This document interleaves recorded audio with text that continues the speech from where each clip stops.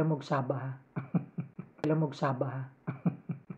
Nga, limited na akong trabaho. Anyway, since I had this heart failure, 2022, medyo in and out, so wala na itarong sulod sa kwarta. And the purpose of this GoFundMe is para sa emergency expenses nga ko ma-incur succeeding months.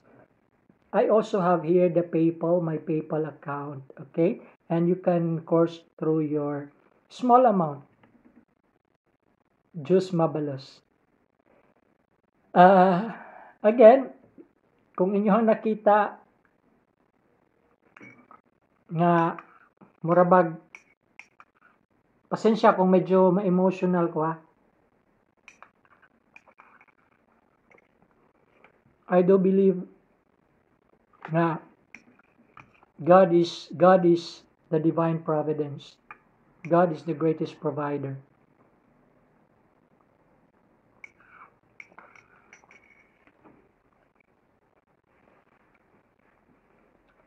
Basta mauna na my GoFundMe, PayPal. So ingunani ang hitsura sa GoFundMe campaign and my PayPal account. It's my complete name. And to my viewers sa ako ang YouTube channel, daghang salamat. For those new, like, comment, subscribe. And this is all about my journey having this heart failure, having a dilated cardiomyopathy, and it's in advanced stage.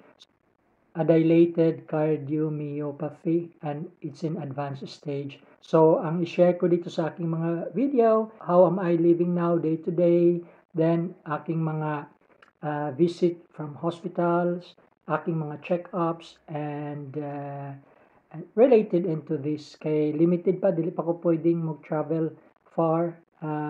So, hope you like this video of mine. Daghan kayong salamat.